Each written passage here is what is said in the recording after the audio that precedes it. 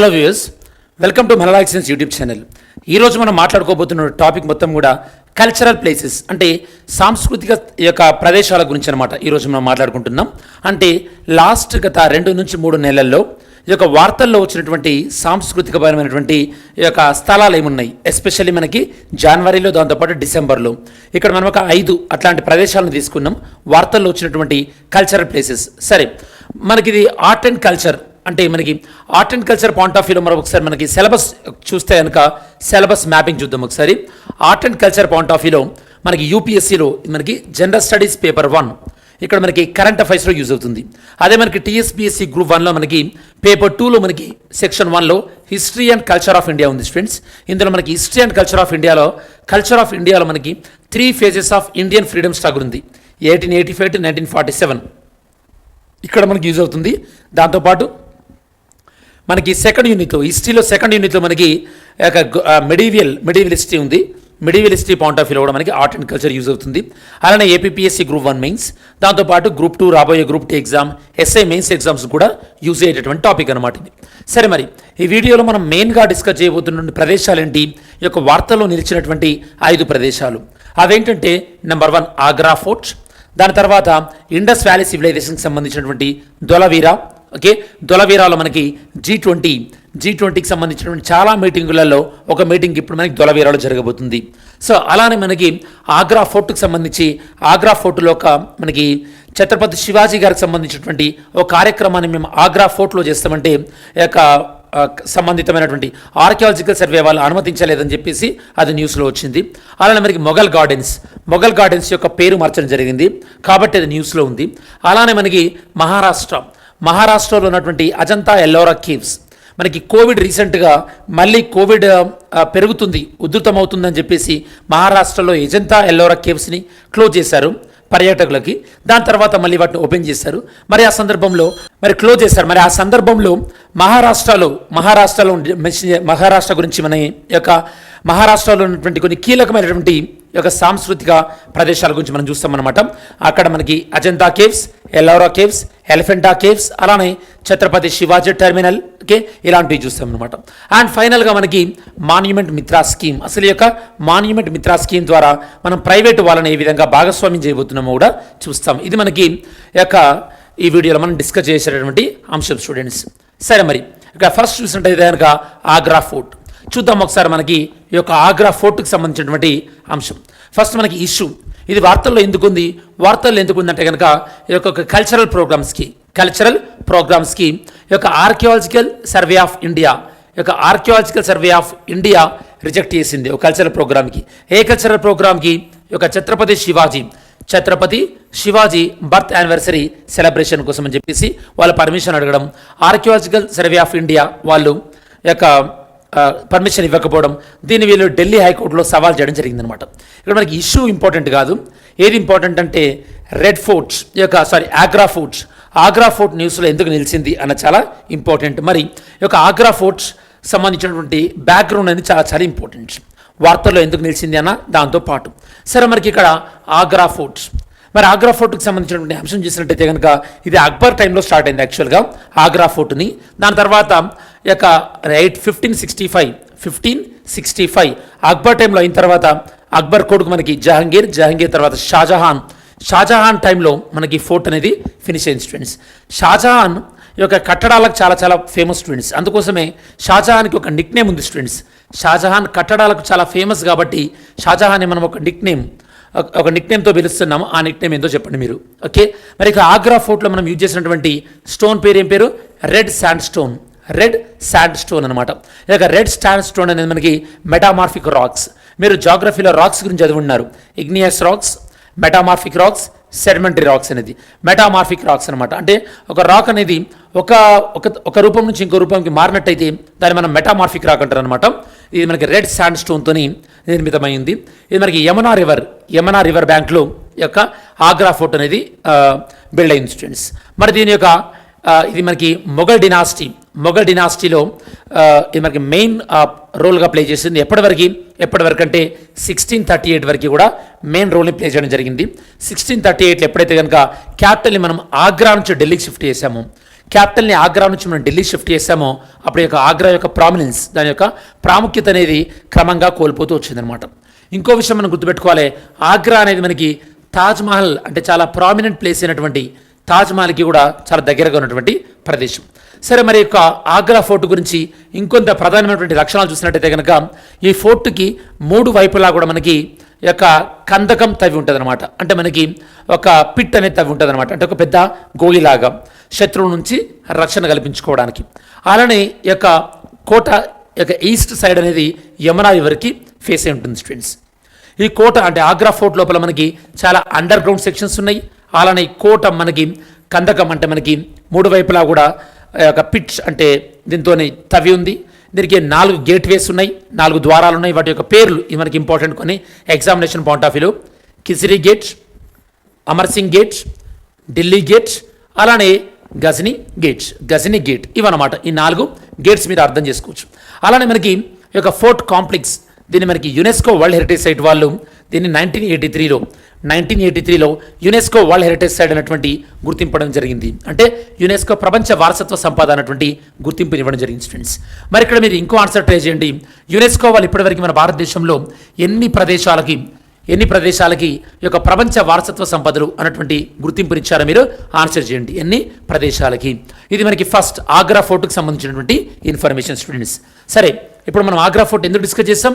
ఎందుకంటే ఇక్కడ archaeological survey వాళ్ళు పర్మిషన్ ఇవ్వకపోవడం వల్ల ఢిల్లీకి వెళ్ళారు. ఈ ఫోర్ట్ని జనరల్గా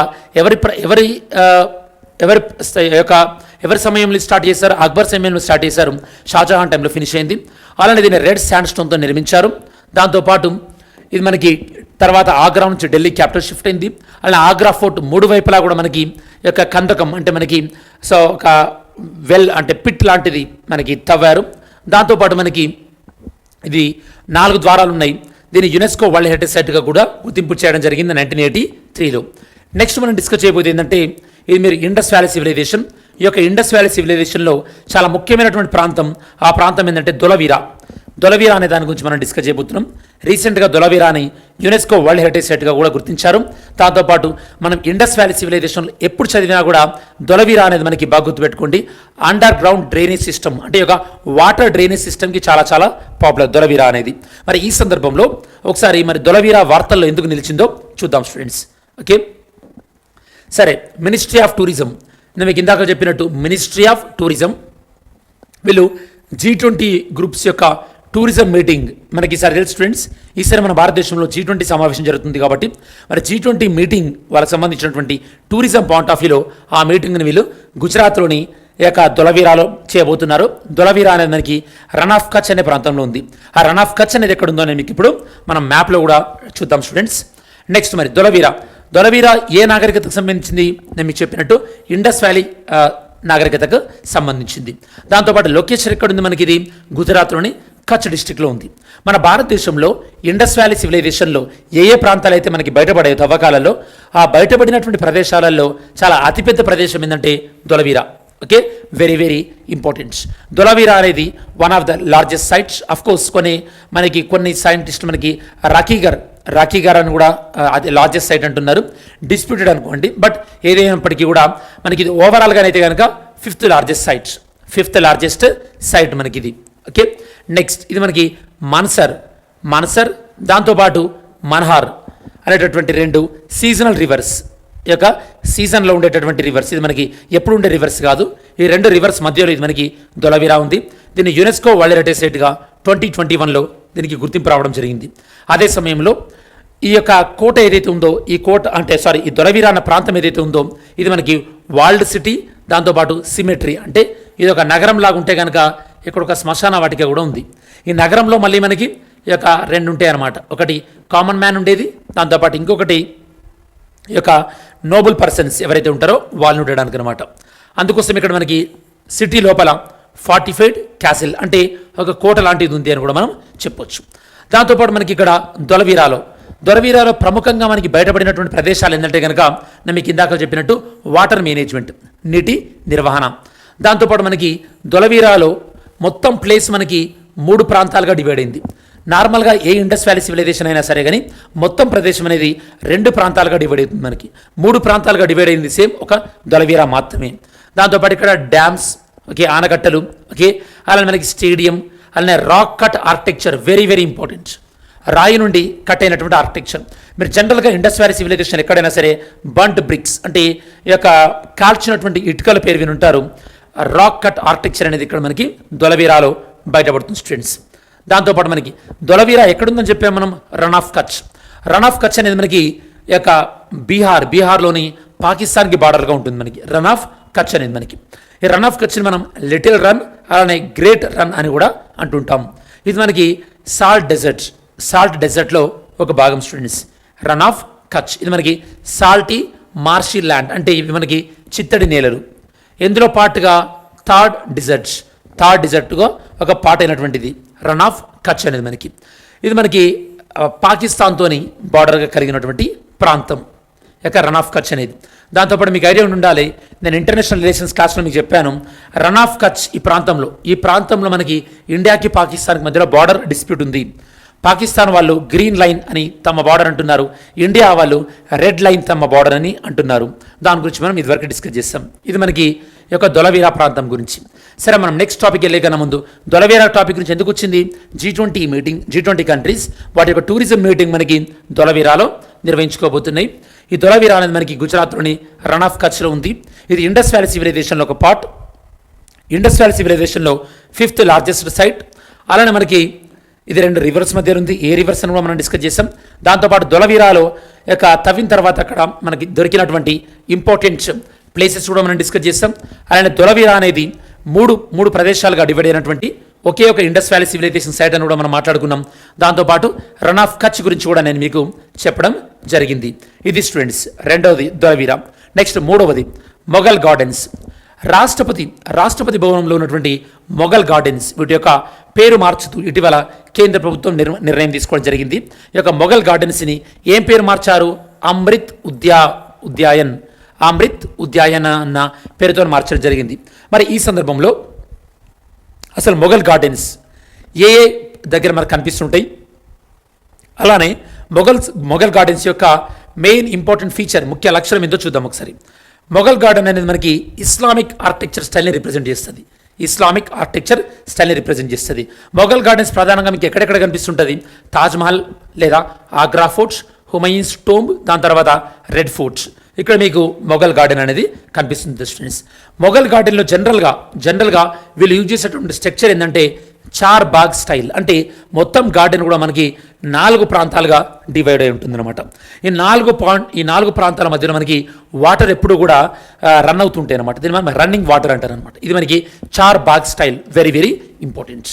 సరే, మీరు చూసినట్టయితే కనుక నేను మీకు ఇందాక చెప్పినట్టు మొఘల్ గార్డెన్లో చార్ బాగ్ స్టైల్ ఉంటుంది అని చెప్పిన ఫస్ట్ పర్సన్ ఎవరు, బాబర్ తన యొక్క ఆత్మగ్రంథమైనటువంటి బాబర్ నామాలో రాయడం జరిగింది. ఏమని, ఈ యొక్క మొఘల్ గార్డెన్స్లో ఎక్కువగా ఈ యొక్క చార్ బాగ్ స్టైల్ ఫాలో అయినట్టు, దాంతోపాటు తనకి చాలా ఫేవరెట్ చార్ బాగ్ స్టైల్ అని చెప్పేసి కూడా బాబర్ పేర్కొనడం జరిగింది.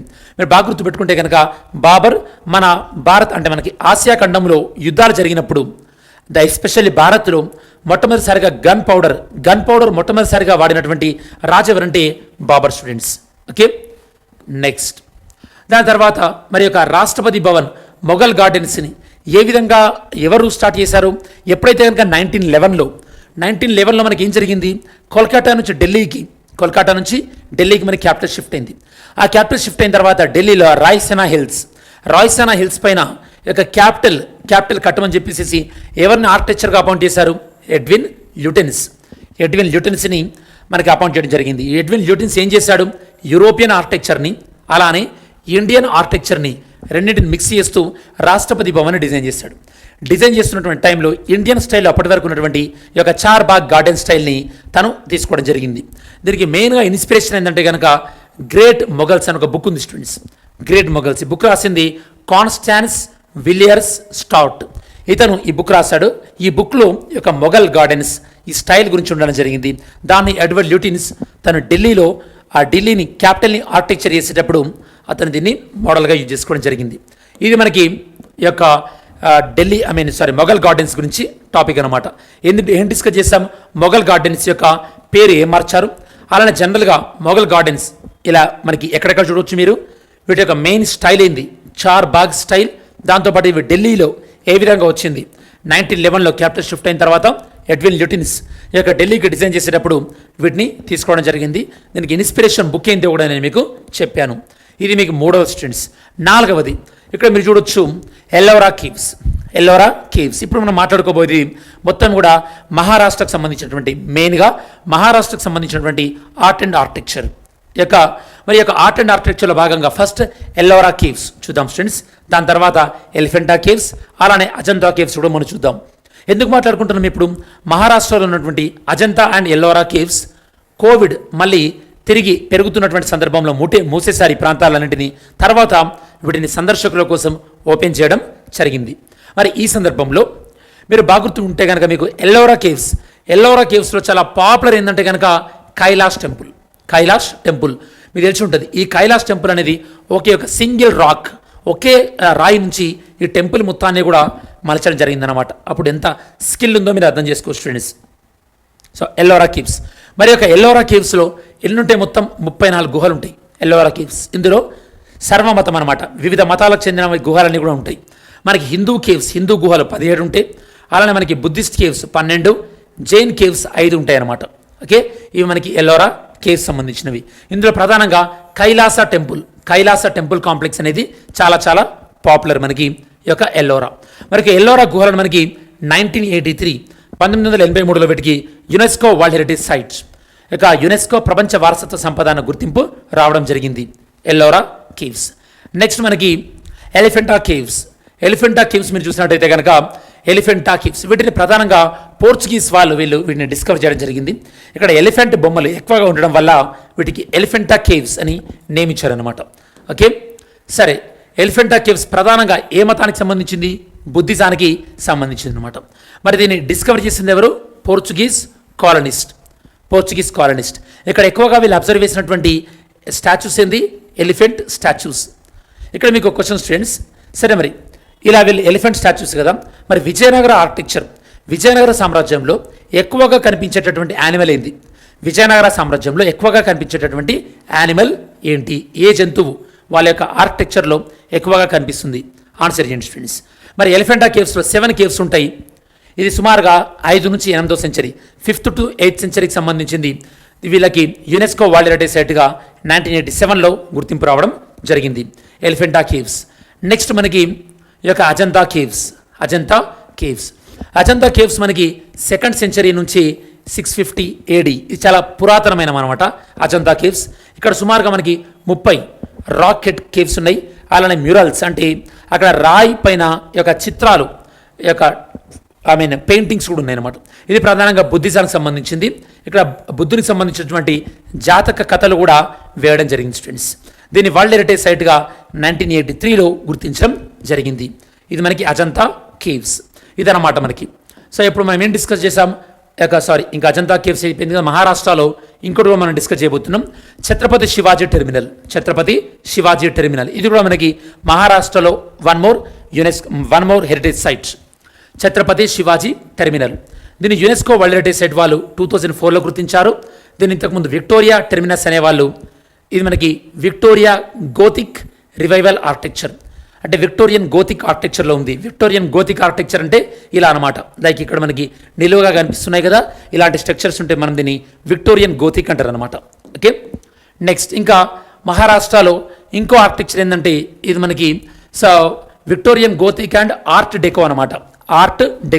విక్టోరియన్ గోతిక్ అనేది మనకి ఇక 18th సెంచరీ అయితే కనుక 19th సెంచరీ అయితే కనుక ఆర్ట్ డెకో అనేది 20th సెంచరీ. ఆర్ట్ డెకో అంటే ఏ విధంగా ఉంటుంది? ఇలా ఉంటుంది అనమాట. ఆర్ట్ డెకో అంటే మీకు ఇలా వస్తుంది స్టూడెంట్స్. ఓకే, ఈవెన్ మనకి ఇది కొన్ని సందర్భాల్లో ఇక్కడ ఉన్నటువంటి హైకోర్టు లాగా కూడా, తెలంగాణలో ఉన్న హైకోర్టు లాగా కొన్ని సందర్భాల్లో ఇట్లా మనకి పొడుగుగా కనిపించేటివి ఇక్కడ ఇలా మనకి ఓయూ ఆర్ట్స్ కాలేజ్ ఇలాంటివి కూడా మనకి కనిపిస్తుంటాయి ఈ ఆర్కిటెక్చర్ అంతా కూడా. ఓకే, మనకి విక్టోరియన్ది మనకి 19th సెంచరీ, అలానే ఈ యొక్క ఆర్ట్ డెకో అనేది 20th సెంచరీ అంటే 19వ దశకంలో. వీటికి సంబంధించింది కూడా మనకి ముంబైలో ఉన్నాయి. వీటిని కూడా మనకి వరల్డ్ హెరిటేజ్ సైట్గా గుర్తించడం జరిగింది స్టూడెంట్స్. ఇది మనకి మహారాష్ట్రకు సంబంధించినటువంటి హెరిటేజ్ సైట్స్, సాంస్కృతిక ప్రదేశాలు. దాని తర్వాత మాన్యుమెంట్ మిత్రా స్కీమ్. ఏంటి ఈ యొక్క మాన్యుమెంట్ మిత్రా స్కీమ్? ఇదేంటంటే ఈ యొక్క archaeological survey of India archaeological survey of India సుమారు 1000 ప్రాంతాలను గుర్తించి ఆ 1000 ప్రాంతాలను యొక్క ప్రైవేట్ సెక్టార్ వాళ్ళకి ఇస్తారనమాట. ప్రైవేట్ నిర్వహణకి ఇస్తారు, వాళ్ళే నిర్వహించుకుంటారనమాట. ఆ ప్రాంతాన్ని నీట్గా ఉంచడం వీళ్ళ యొక్క ఉద్దేశం. మరి ఆజాదీ కా అమృత్ మహోత్సవ్ 15th August 2023 ఆజాదీ కా అమృత్ మహోత్సవ్ ఎండ్ అవుతుంది కదా ఈ సంవత్సరం 15th Augustకి. ఈ లోపు సుమారు 500 ప్రాంతాలని ప్రైవేట్ వాళ్ళకి అప్పగించాలి నిర్వహణలోకి అని చెప్పేసి ఈ యొక్క ఆజాదీ ఈ యొక్క మనకి మాన్యుమెంట్ మిత్రా స్కీమ్లో ఒక భాగంగా పెట్టుకోవడం జరిగింది. మరి ఒక మాన్యుమెంట్ మిత్రా స్కీమ్ని ఇంప్లిమెంట్ చేసేటువంటి మినిస్ట్రీ ఎవరంటే మినిస్ట్రీ ఆఫ్ కల్చర్ వాళ్ళు. మరి ఒక మెయిన్ ఏమైందంటే కనుక ఈ యొక్క చారిత్రక కట్టడాలను రక్షించుకోవాలి, దాంతోపాటు వాళ్ళకి సంబంధించినటువంటి టూరిజంని ఇంప్రూవ్ చేసుకోవాలి. దాంతోపాటు ఈ యొక్క ప్రైవేట్ వాళ్ళకి ఇవ్వడం ద్వారా కొన్ని ప్రైవేట్ కంపెనీలు కార్పొరేట్ సోషల్ రెస్పాన్సిబిలిటీ ద్వారా కూడా ఈ యొక్క చారిత్రక ప్రదేశాలని రక్షించుకునేటటువంటి అవకాశం ఉంటుంది. ఇది మనకి ఈ యొక్క టాపిక్ సంబంధించినటువంటి అంశం స్టూడెంట్స్. నెక్స్ట్ నిన్నటి వీడియోకి సంబంధించినటువంటి క్వశ్చన్ ఏంటంటే, according to constitution a person who is eligible to vote can become a minister in a state for 6 months even if he is not a member of the legislature of the state. ఇక్కడ ఏమడుతున్నారు, a person who is eligible to vote అంటే ఎన్ని సంవత్సరాలు? 18 సంవత్సరాలు. వాళ్ళు minister అవ్వచ్చా? కాదు. ఎందుకంటే మినిస్టర్కి సంబంధించిన వాళ్ళ స్టేట్ కావాలంటే కనీస వయసు ఎంత ఉండాలి స్టూడెంట్స్? వీళ్ళు ఎన్నికల్లో పోటీ చేయాలంటే ఆబ్వియస్గా కనీస వయసు 20 సంవత్సరాలు ఉండాలి కాబట్టి వీళ్ళు ఛాన్సే ఉండదు students. Next, according to representation of people act 1951 a person convicted for a criminal offense and imprisoned for 5 years they are permanently disqualified. పర్మనెంట్గా డిస్క్వాలిఫైయా? కాదు. కాబట్టి ఇక డి కూడా రెండు ఫస్ట్ది సెకండ్ది రెండు కూడా రాంగ్ కాబట్టి answer D, neither one not two. మరి ఈరోజు క్వశ్చన్ ఏంటంటే, which one of the following statement is correct? ఏ స్టేట్మెంట్ రైట్? అజంతా కేవ్స్ అనేది వాగారా రివర్ యొక్క ఆ ప్రాంతంలో ఉంది. Sanchi stupa lies in the Chambal river యొక్క లోయలో ఉంది. అలానే పండు లేనా కేవ్ ఇది మనకి నర్మదా రివర్ దగ్గర ఉంది. అమరావతి కేవ్ ఇది మనకి గోదావరి రివర్ దగ్గర ఉంది. ఇది మనకి ఏది కరెక్ట్ మ్యాచ్ అని చెప్పేసి అడుగుతున్నాం. మరి దీనికి సంబంధించినటువంటి మెయిన్స్ క్వశ్చన్ చూసినట్టయితే కనుక మీరు మెయిన్స్లో cultural preservation is required along with modernity అంటే ఆధునిక భావజాలంతో పాటు cultural preservation is very very important. Discuss the challenges faced in engaging with modernity అంటే ఈ యొక్క ఆధునిక సమాజంతో మనం ఎంగేజ్ అవుతున్నాం కదా, అంటే ఆధునిక సమాజంలో మనం ఎదురవుతున్నటువంటి ఛాలెంజెస్ ఏంది? క్వశ్చన్ జాగ్రత్త వినండి. చారిత్రక సంపదను పరిరక్షించుకోవాల్సినటువంటి అవసరం ఏంది? అలానే ఈ యొక్క మోడర్నిటీ అంటే మనకి సమాజం ఆధునీకరణ గురవుతుంది కదా, ఈ ఆధునీకరణ విషయంలో మనం ఎలాంటి సవాళ్ళను ఎదుర్కొంటున్నాం? ఈ యొక్క చారిత్రక నేపథ్యంలో మనకి సాంస్కృతిక పరిరక్షణ నేపథ్యంలో మనం ఆధునికత వల్ల ఎలాంటి సవాళ్ళను ఎదుర్కొంటున్నాం అనేది కూడా మీరు ఇక్కడ క్వశ్చన్ అడుగుతున్నారు స్టూడెంట్స్. ఓకే, సరే. మరి ఈ వీడియోలో మనం ఏమేమి డిస్కస్ చేయడం జరిగింది స్టూడెంట్స్? ఈ వీడియోలో ప్రధానంగా మనం ఈ యొక్క 5 టాపిక్స్ గురించి మనం డిస్కస్ చేస్తాం. ఏంటంటే ఆగ్రా ఫోర్ట్ ఒకటి, దొలవీరా, మొఘల్ గార్డెన్స్, అలానే మనకి మహారాష్ట్రలో ఉన్నటువంటి సాంస్కృతిక ప్రదేశాలు, దాంతోపాటు మనకి మాన్యుమెంట్ మిత్ర అన్నటువంటి స్కీమ్ గురించి. ఇది స్టూడెంట్స్ వార్తల్లో నిలిచినటువంటి సాంస్కృతిక ప్రదేశాల గురించినటువంటి సమగ్రమైన విశ్లేషణ.